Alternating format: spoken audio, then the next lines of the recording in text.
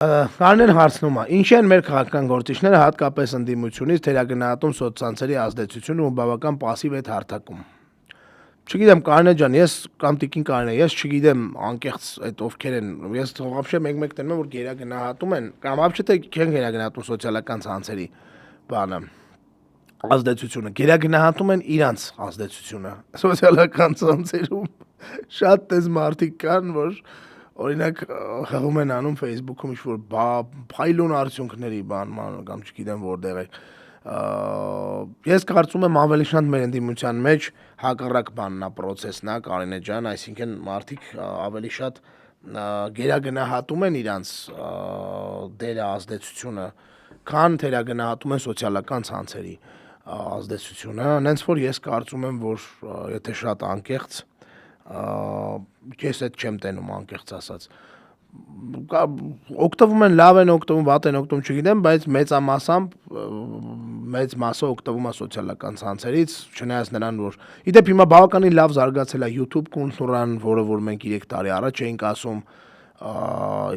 իրականում թրենդային է դարձել YouTube կուլտուրան ու YouTube-ը դարել է, կարելի է ասել, ամբողջությամբ այլընտրանքցել է TV-ին, հեռուստատեսությանը, ինչը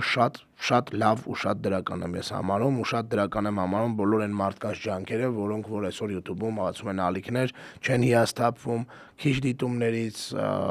դժվար զարգացող ալիքներից։ Ես կարծում եմ YouTube-ը այսօր ամենակարևոր սոցիալական ցանցերից է Հայաստանի քաղաքական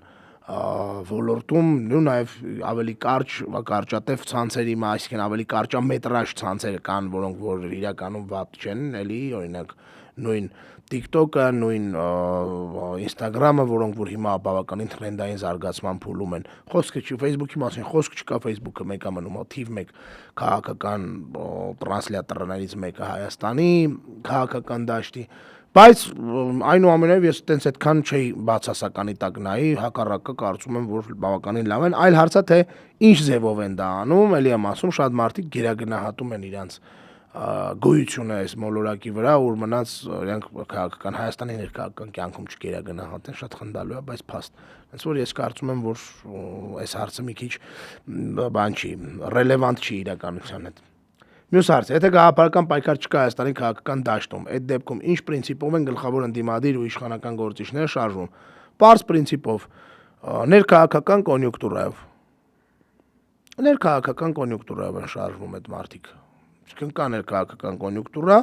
այդ կոնյունկտուրայից բխող գործողություններ արժեքային որևէ բանի մտակ չկա, կա մի ուղղություն, իրականում այդ իշխանությունն է արել ամեն ինչ, որ տենց լինի, ու դու չես կարող ասենք օրինակի համար, այս իշխանությունների բերած քաղաքական բանի տակ գնաս ու մտնես սկսես բան անել։ Գաղափարական պայքար առաջնորդել չի լինի տենց բան, դրա համար իմ խորին համոզմամբ ներքաղաքական կոնյունկտուրան է իշխանության հասնելու կամ որոշ մարդկանց պարագայում մի մանդատ ունենալու մղումը գլխավոր շարժիչ ուժն է քաղաքական դաշտում գործունեություն ծավալելու։ Շնորհակալություն հարցերի համար։ Անցանք։